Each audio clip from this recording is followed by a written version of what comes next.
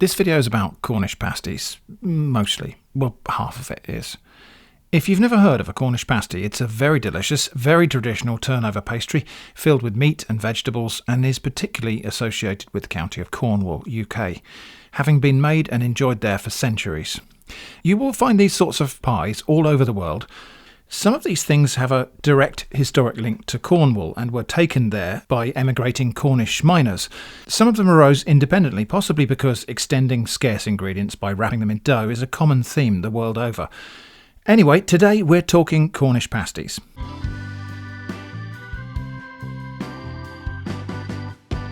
Before we start, let me just make it clear, nothing that I say in this video is more than the personal opinion of an unqualified grockle, so take it with a pinch of salt and pepper too. Some of this might be wrong, even ignorant, and I may have omitted important stuff, but I mean no ill, so I hope none of it will offend. Cornish pasties are subject to a protected geographical indication, similar to other food and drink products such as champagne and Roquefort. That is, there is a strict specification for what can be called a Cornish pasty. Well, that's not exactly true. Anyone could, if they wanted to, take a loaf of bread and paint it purple and wear it as a hat and call it a Cornish pasty. There's nothing specific anyone could do to stop them, that they couldn't do already, that is. What there is a commercial specification. That is, if you want to sell a product as a Cornish pasty or make it with the intent of it being sold, then the PGI applies and there are fines and other penalties for violating it. I'll link to the PGI spec in the video description if you want to read it in full, but let's take a look and distill out the essentials. The pastry can be short crust, rough puff or full puff. This part surprised me because I think if you ask most people they would say it's supposed to be a firm short crust made with strong flour, but apparently there are options here. Perhaps because this document had to try to represent a variety of existing styles. More about that in a moment. There are stories about how the crust of a proper pasty should survive a fall down a mine shaft, but this is probably just a bit of fun, and certainly isn't part of the spec. However, the pasty as a wholesome packed lunch for hard-working people is certainly evidenced in history, so it probably is true that they needed to be somewhat resilient. That's less of a requirement these days.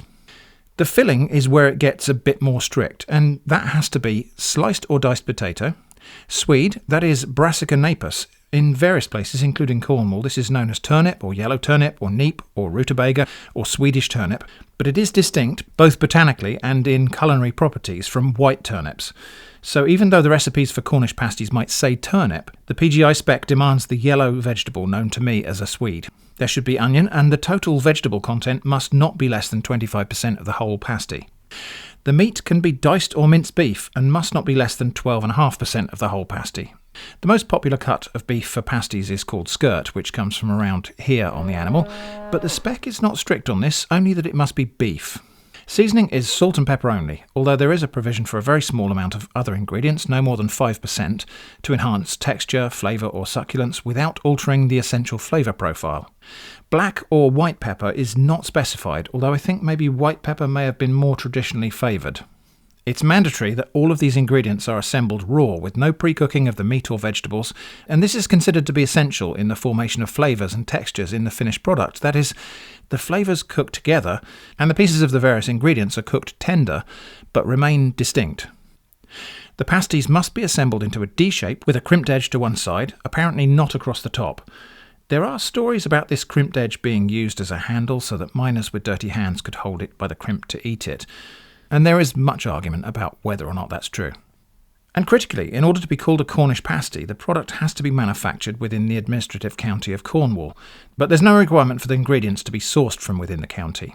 The PGI was granted in response to campaigning and research by the Cornish Pasty Association, and there's some interesting information in it about that. But to reiterate, this is a commercial constraint, and I think it might be something of a two-edged sword. That is, on the one hand, it's great that this traditional product is recognised and protected, but I do wonder if distilling the recipe down to this singular version might have run roughshod over local varieties.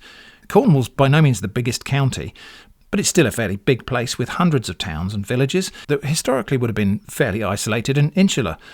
It's quite likely that Cornish people made, or are still making, what to them are completely authentic and local pasties that would not comply with this spec due to their ingredients or method of preparation. It seems almost inevitable that this would be the case, especially considering the humble origins of the dish. This is something people made with whatever they had.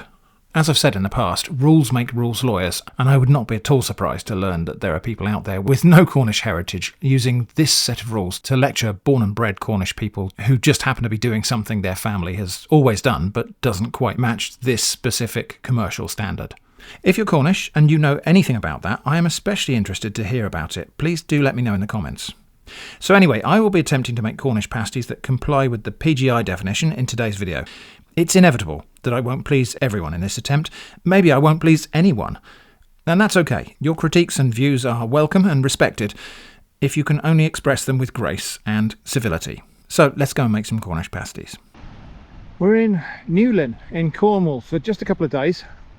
Really just a flying visit. What would be a long weekend if it was the weekend, but it's not. A couple of objectives while we're here. And one is just to relax and see a different part of the country.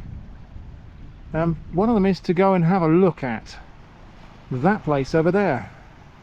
That's St Michael's Mount, the kind of Cornish counterpart to Mont Saint-Michel, a tidal island with I think it's got a castle and maybe a monastery on it. I don't think we'll be able to go on the island this visit, but we'll walk across the causeway together. This is the view from the front door of our little holiday cottage. Over there is the island of St Michael's Mount. We're going to walk there tomorrow, but we're going to need fortification. So I think we're going to make some pasties. Now, kitchen facilities here are somewhat limited, but there's a decent oven. There isn't much worktop space, but I'm used to that. There's a table I can work on here. So this is the night before the walk. We're going to make some Cornish pasties, and they will be legally compliant Cornish pasties because we're in Cornwall, which is the right place to make them. So I'm going to make the pastry tonight and make the fillings and bake them tomorrow morning. Fortunately, this place is equipped with a couple of mixing bowls. So into this large mixing bowl, I've got 500 grams of flour. Some recipes say you should use strong flour, bread flour that is, and the reason for that is that historically you wanted a relatively tough crust on a pasty because it had to survive in your pocket on the way down to the tin mine or something. And there's legends about them surviving being dropped down a mine shaft, which are probably apocryphal. Anyway, that is 500 grams of flour. I did about 525 grams because I need to have a little bit reserved for dusting. I've also got 125 grams of lard, 125 grams of salted butter. If I wasn't using salted butter, I might have put a pinch of salt in with the flour. But I've got salted butter. And so I'm going to cut this into cubes. And this has been chilled, although it's quickly coming to room temperature. So we'll have to work fast and try to get it coated in flour so that we don't all just end up with one big lump of butter. So pastry for a Cornish pasty, again, notionally, depending on who you ask, pastry for a Cornish pasty would be a short crust, a plain short crust, and quite a tough one made with bread flour. I'm going to make something that's kind of a rough puff. It's like a lazy short crust pastry, really, because I'm going to rub in this fat, but I'm just not going to bother to get it a fine breadcrumbs texture. I'm just going to stop short of that and then make the dough. And as a result, we'll end up with streaks of fat in the pastry. And when it bakes, that should give it a slightly flaky texture. So now we've got the same deal with the lard. And it's quite a lot of fat to go into this pastry. So half the weight of fat to flour, 500 grams of flour, 250 grams in total of fat. The legal definition of the pasties does not specify the kind of fat used in the recipe. It's very, very specific about the filling. It's very prescriptive about the nature of the filling in the pasty, not so much about the pastry. If I recall correctly, it's quite specific about the fact that it has a side crimp, not a top crimp. So sometimes you'll see pasties and they've got a crimp along the top, like a kind of stegosaurus. Sometimes they're just done empanada style, so crimped with a fork. But I think I'm right in saying that the legal definition recipe says that they should have a turned crimp, a hand-turned crimp. Anyway, so there we go. So I've got lumps of fat not blended into the flour yet.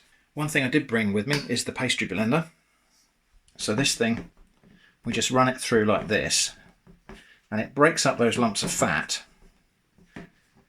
and mixes them with the flour a little bit. I'm not going to go very far with this because, as I say, I want some chunks of fat in there because we're going to roll it out and make something a bit like a rough puff, but kind of halfway between rough puff and short crust, really. Just want to make sure there are no massive lumps of fat in there. Now we just need enough cold water to bring this together into a dough. And I'm going to do that with my hands so that I can really get a feel for how moist this is. Not far off though, actually. I've got a kind of ragged dough at the moment. Okay, now I can start pressing this together into a dough like this with my knuckles. I don't know if you can see this. I've got very limited options for actually where I place the camera here. I didn't bring a tripod with us because we're travelling fairly light. So anyway, there you go, that's a bit closer. So now I'm really just kind of punching the dough like this to bring it together into a coherent mass. And because it's a pasty dough, this pastry can be kneaded a bit more than you would normally do a short crust. If you're making a short crust case for quiche, you'd want a really crispy, crumbly pastry. But pasties are kind of designed to be eaten out of hand, so it has to survive being held and also potentially being, you know, transported in a pocket. So because of that, it's kind of okay to knead this dough a bit more than you would do a normal short crust. There we go, that's coming together. Now we've got still streaks of fat in there. Now they haven't got a rolling pin here, so I improvised. I bought a bottle of beer that had straight sides on the bottle. I've drunk the beer and I'm going to use that as a rolling pin. So the flour I had left over on the board, just to stop the dough from sticking. A bit more flour on top. And then we'll try to roll this out.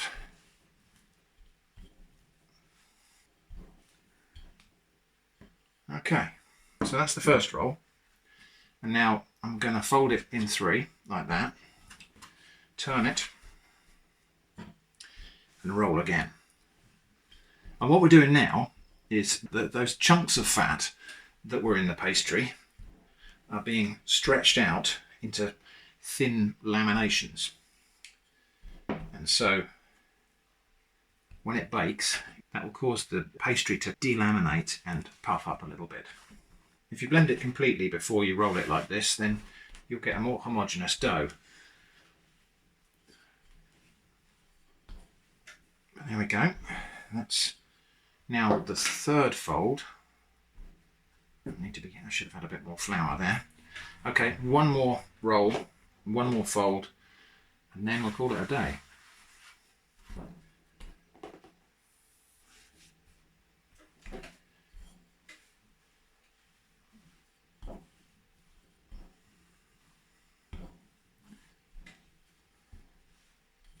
Now we don't have to fold this 7 times, 8 times, 10 times, whatever.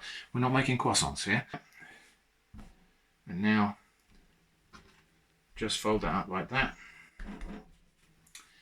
And then that is going to go in a bag and in the fridge overnight. Okay, this next part I need to do fairly quietly because Jenny's still in bed. It's 5:30. I didn't get up specifically early to make pasties.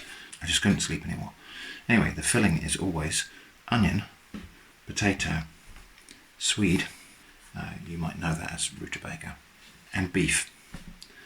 Beef we'll talk about in a moment. So I've got my recipe. We want kind of about equal amounts of swede and potato and a little bit less onion perhaps. Now this could be interesting because the cottage we're staying in doesn't have a peeler, but also I don't know about these knives, but we'll see.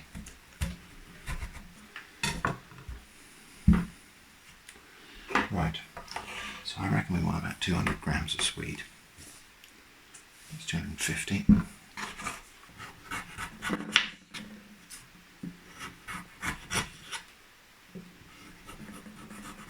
One very important fact about the fillings for Cornish pasties, they have to go in raw. Everything is cooked inside the pastry. No pre-cooking of the beef, no parboiling of the potatoes. According to the legal definition, if you pre-cook the ingredients, you're not making a Cornish pasty. So the pieces do need to be fairly thinly sliced.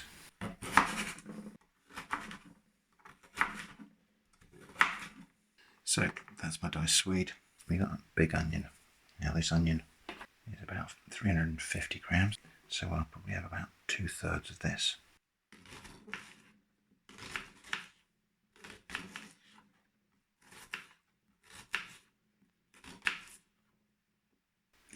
And then potato.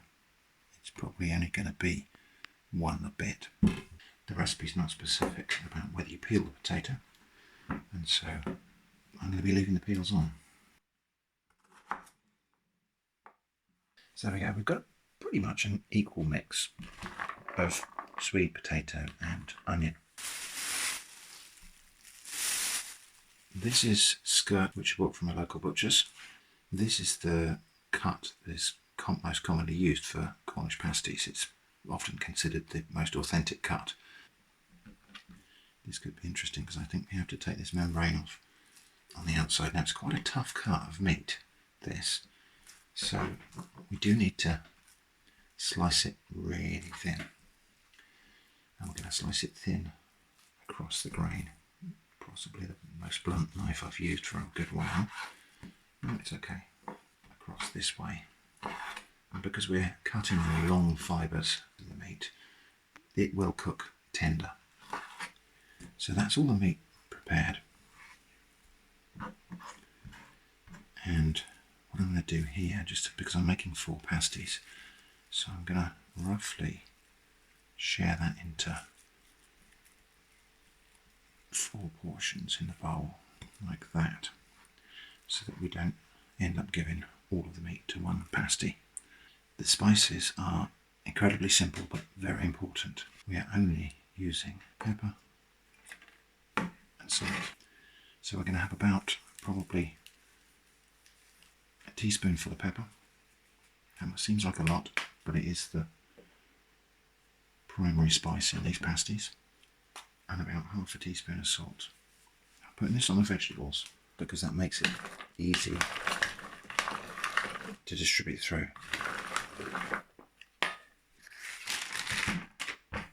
This pastry's been resting overnight in the fridge, and I'm just going to divide it into 4 pieces.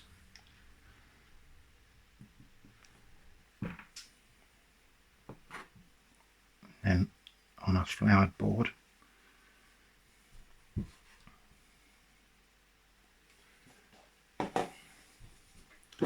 with my trusty rolling pin, I'm going to roll this out.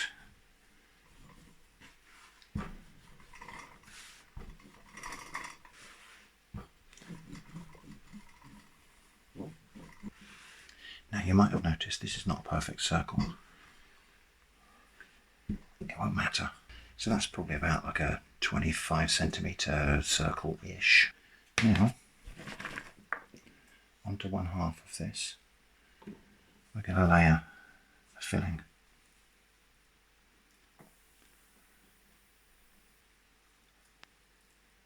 And we're going to try and fill it generously,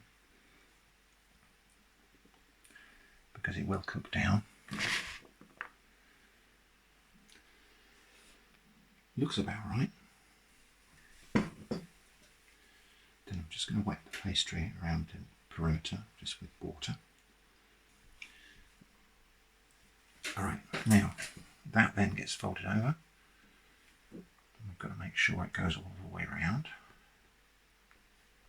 like that, and then I'll press it down with the side of my hand, like that, just to bind those bits of pastry together.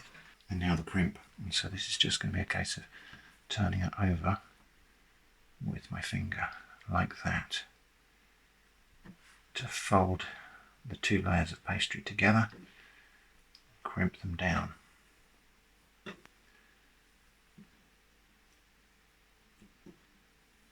It's It's a bit irregular, but that's fine.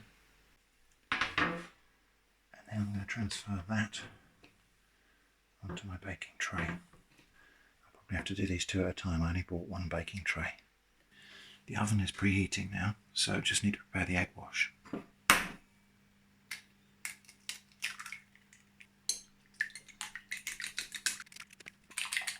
Now I don't have a pastry brush with me, so just to make this a bit easier to go on, a bit of milk. That'll just loosen that egg wash a little bit so that I can apply it. The oven's now up to temperature, and so I'm going to egg wash these. I'm just going to daub it on by hand in the absence of a pastry brush.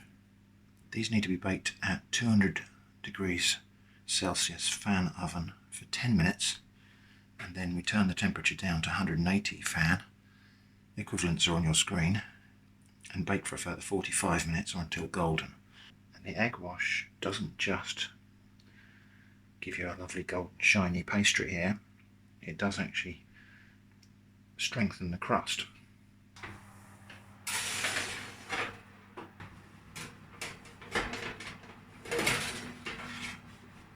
Right, so there we are, that's the first two, and I'm pretty happy with that.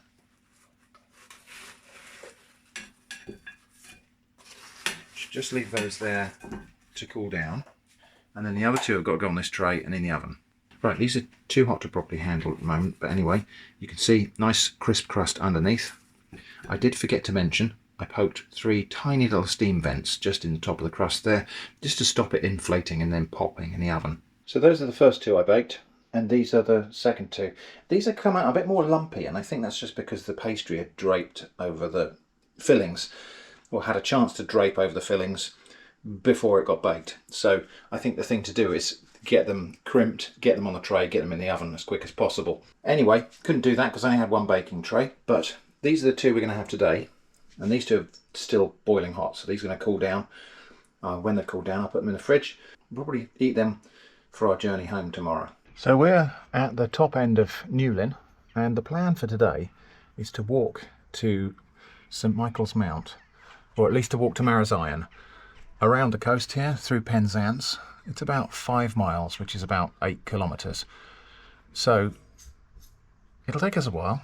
A leisurely walk should get us to Marazion around about lunchtime for eating our pasties. It's a bit misty, possibly drizzly, but that's not bad weather for walking. These are now cool enough that we can pack them up. That will go in my backpack and hopefully survive the walk. And that one's for Jenny. On mine, the pastry underneath is a little bit thin. This one came out all right, actually.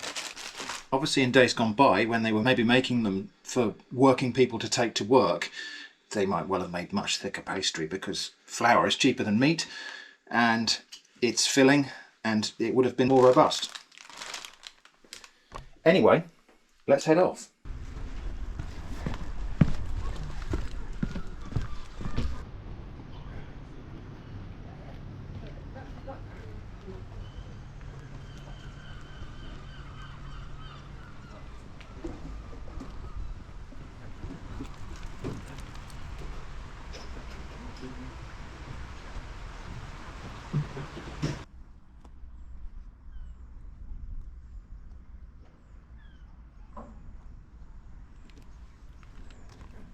So this is pretty much it now, so it'll be a promenade all the way around the bay here, through Penzance, over there somewhere, to Marazion, and then if I can, I'll walk across the causeway to the island. Low tide should be midday today, so we should be there at the right time. I'm not sure I'll be able to take the dog across, so I might just have to dash across the causeway so you can see that, and then back. Interesting thing about Marazion, I wanted to make sure I wasn't going to pronounce it wrong, so I googled it, and Google's AI summary gaslit me, asserting quite strenuously that the pronunciation is Marazion, and in fact linking to a web page where you could find the evidence of that. However, the linked web page said nothing of the sort, so there you go. Don't lean too heavily on Google's AI summaries. So you might think such a beach with so many beautiful rocks would be Eva's paradise, but what she really wants to do with rocks is dig a hole for them and dig around them until they fall into a hole and then bark at them. So you really need sand for that. So I see a little bit of sand over there exposed at low-ish tide. Should we go and do a dig in? There we go. No, down here.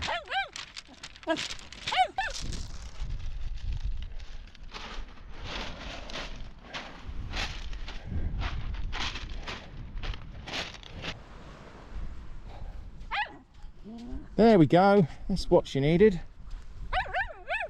Yep. How about another one then? Another one?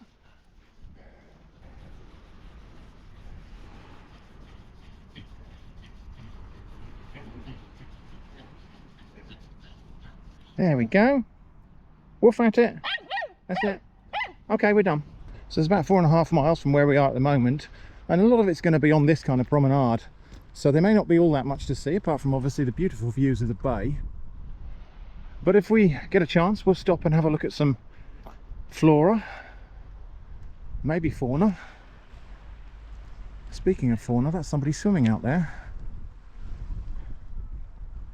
People are animals, right?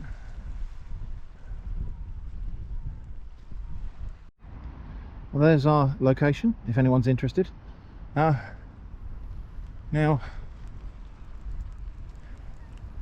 those rocks either are small and those rocks are far away. I do like these seating rocks they've got here. These are just for people to sit on, I presume, but they're presented as giant versions of polished beach pebbles. I like that.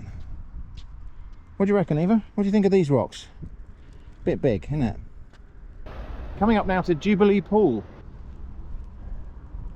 And I don't know anything about it. I wonder if it's is this an outdoor Lido? That is a swimming pool basically just filled with seawater. So it's a little bit safer than the sea for kids, but not chlorinated, it's just seawater.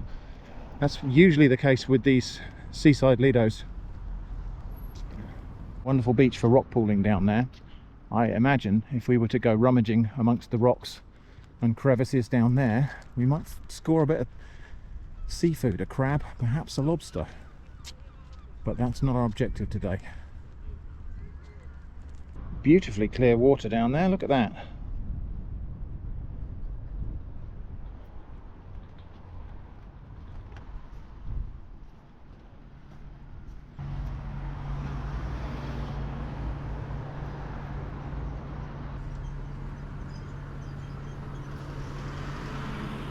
So St Michael's Mount currently shrouded by mist, or could be drizzle, and we're just coming around the corner now into Penzance, and we've got to go round. There's a fishing harbour here, a working fishing port again, lots of little taverns.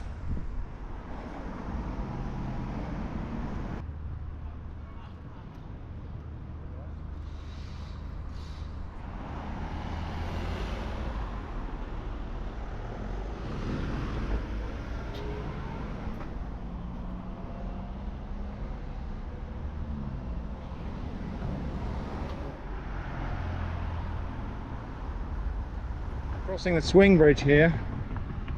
It's either a swing bridge or a lifting bridge. I think a swing bridge, given that it looks like it's got a radius on it. And doesn't seem to be anything going on in this bit of the harbour, but look at that, an old warehouse there.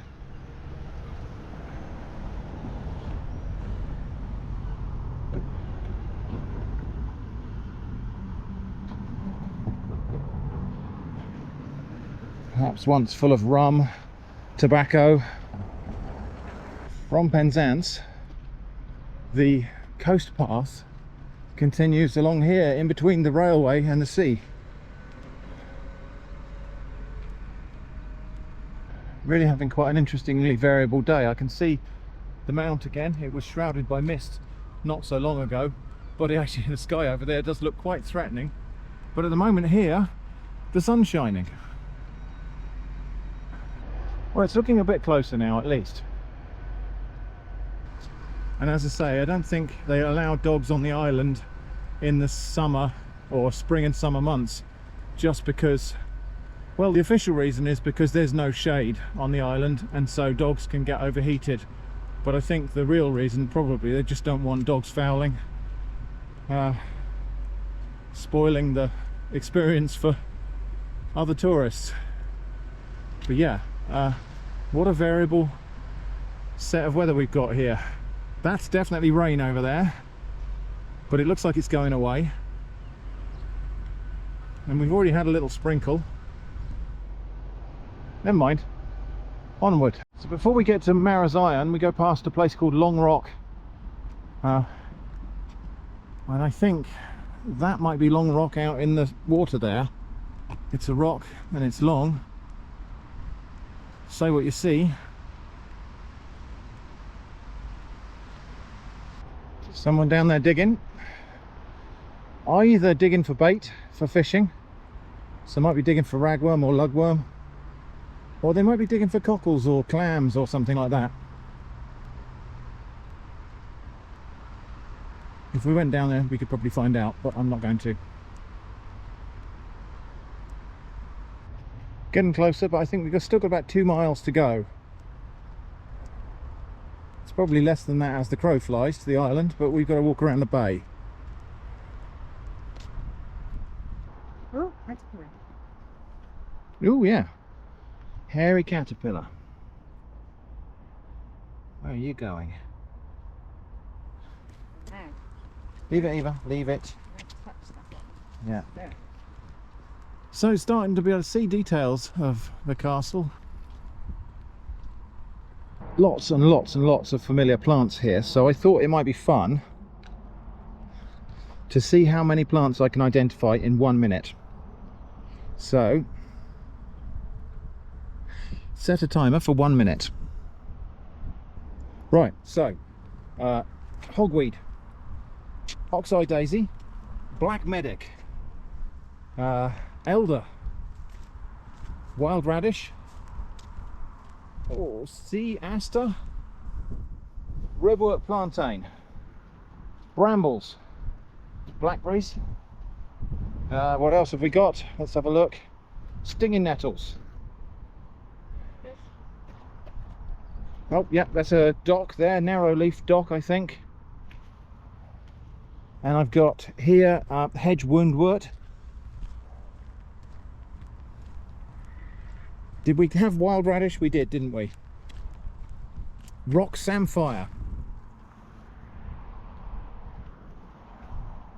I see some sea beet down there as well. I think oh, this is a no, time up. Yeah, this is a daisy family thing, and I can't remember the name of it, so I wouldn't have got that one anyway. How many did I get? I thought I would get more than that, because also down there I can see sea holly, and I have seen mugwort here as well. That's the thing I was trying to remember the name of. It's a knapweed.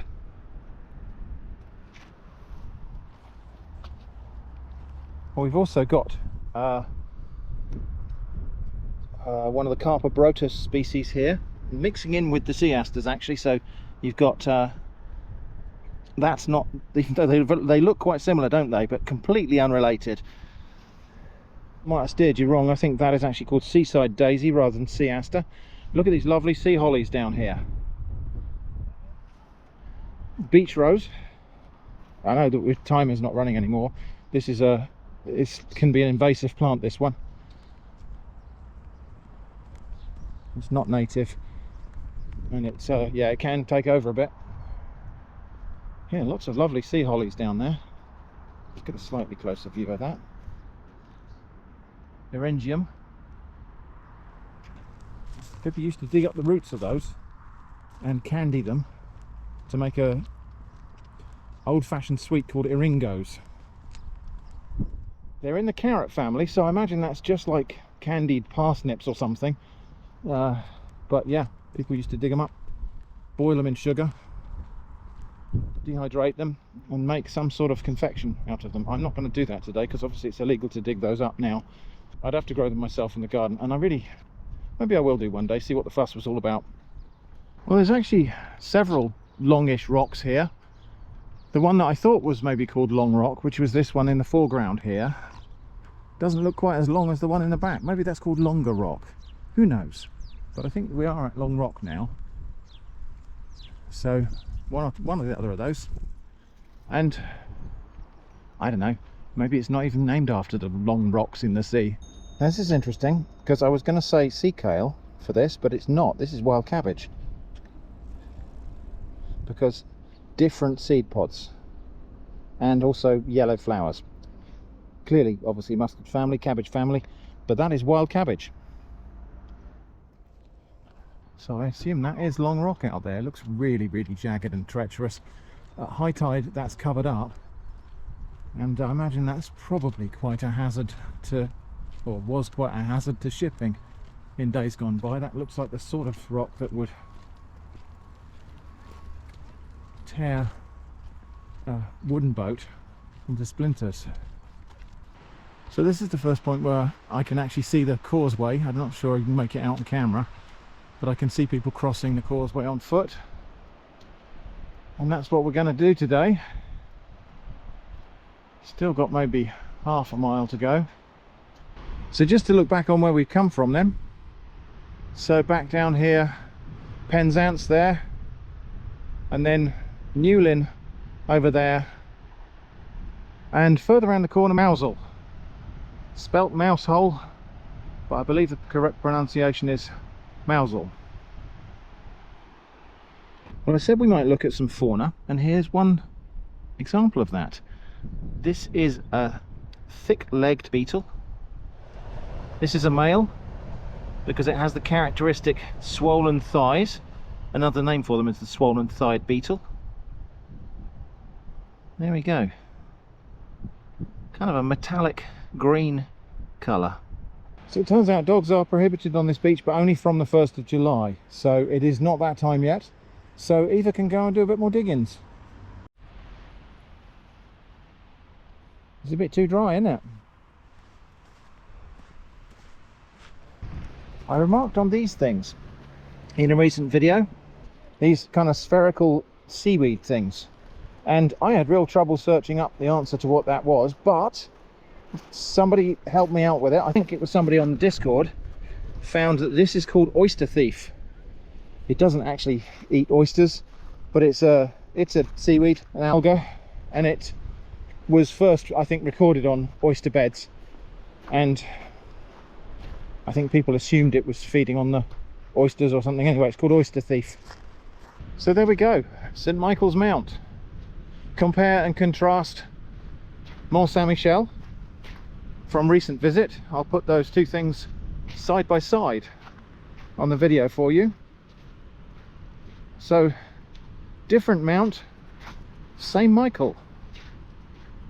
And yeah, there's a causeway over there, a kind of a cobbled causeway I think it is, or a paved causeway, only accessible at low tide. And so if you're visiting this place and you want to go for a tour around the island, which you have to pay for, so we're not doing that today, and you can't take the dogs. If you're going for a tour around the island, when you book, they will look up your booking against the tides, and you may have to purchase a boat trip back.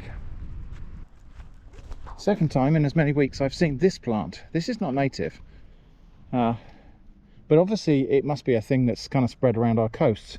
This is goji berries, and there's tons of it. So I think in a recent video I said I had this theory that maybe somebody had spat out a seed from a trail mix while they were walking, you know, goji berry, maybe a drop one or something, and it had spread from there. But I think more likely this plant is just spreading itself around the coast, maybe because it likes this habitat. But there we go, that's all of that is goji berry. Those are the flowers. There are no berries on here yet because those will not appear until later in the year. So here we are. Well, so the plan is we'll pick up the causeway down there, and then we'll walk across the island we're not going to go around the castle, but we'll just have a walk across the causeway and then back, and then we're going to taste those Cornish pasties. That's the bit you've been waiting for, I suspect. So let's go across the causeway now.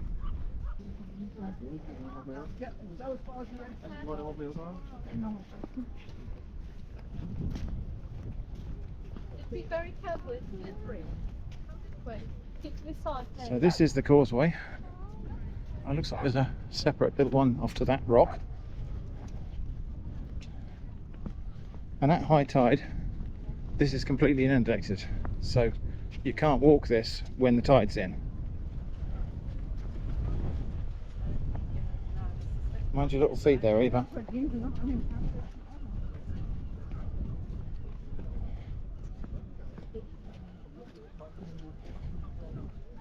So with the dog, we're allowed to walk as far as the end of the causeway. So completing the objective of visiting an island on foot. But a tour around this island will have to wait for another visit on another day. Perhaps when Eva has her own little holiday with her friends. So yeah, I think I probably have enough islands on foot videos to make a playlist now, if there isn't one already. So that will be linked in the end card of this video.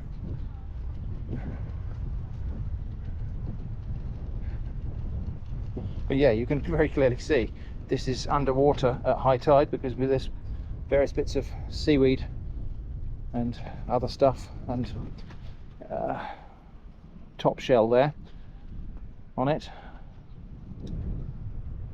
and obviously rock pools and seaweed here. So most of the walk round from Newlyn over there today has been very accessible. This causeway, being what it is, basically an ancient paved road, is not particularly accessible. It's a little bit uneven. Yeah, so it's just not quite so accessible really as the rest of the walk. Eva's having a bit of trouble having to make sure she steps on the stones and not in the cracks.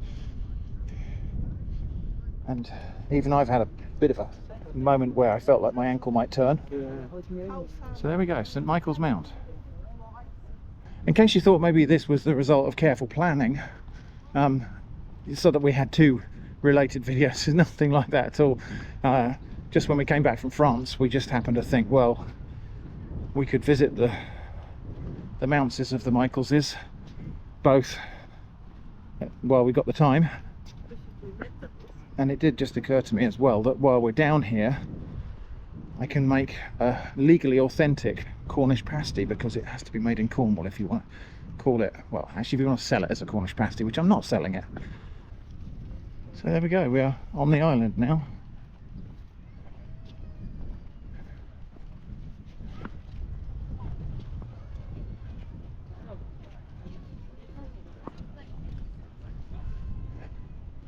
And I think whilst it's not perhaps quite as spectacularly ornate as Mont Saint-Michel, it looks like it's pretty interesting up there, so we will come back here another day and do a proper visit, a tour. Right, there we go. Anyway, just to say that I have set foot on a tidal island, another one of our coastal tidal islands.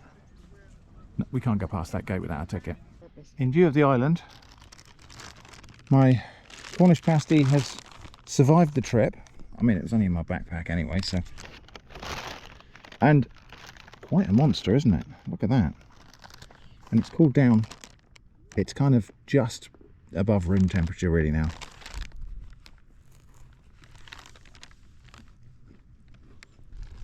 And it tastes exactly as a Cornish pasty should. Now here's the thing. The reason the ingredients go in raw is probably just tradition. It's probably just because it's easier to make them that way.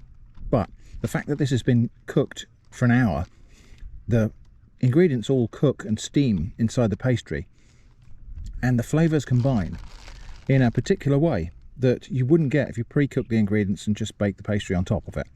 So it is a distinctive thing. Anyway, I am going to put the camera down now because I need two hands to eat this. Let's get Jenny's verdict on it. Very good. So yeah, a little bit fragile, I think. And I think if you were going to make this to carry down the mine shaft with you, use a short crust pastry, maybe make it a bit thicker. So yeah, Cornish pasties. Well, that went pretty well, I think.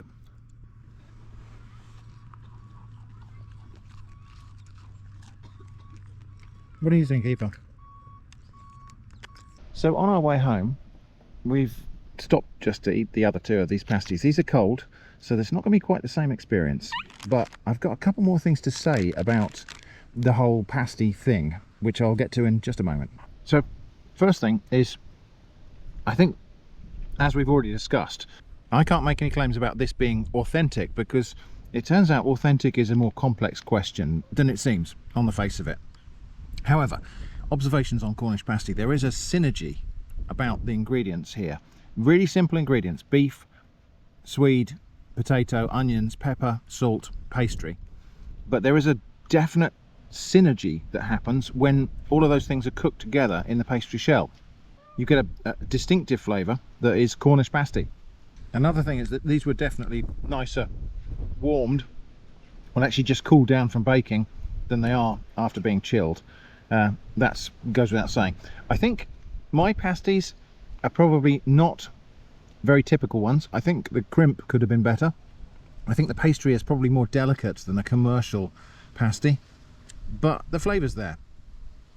But the main thing I want to ask is, Cornish people, what do you think of the fact that there is a commercial standard for this? What's your view on that commercial standard? Does that represent what you think of as a Cornish pasty?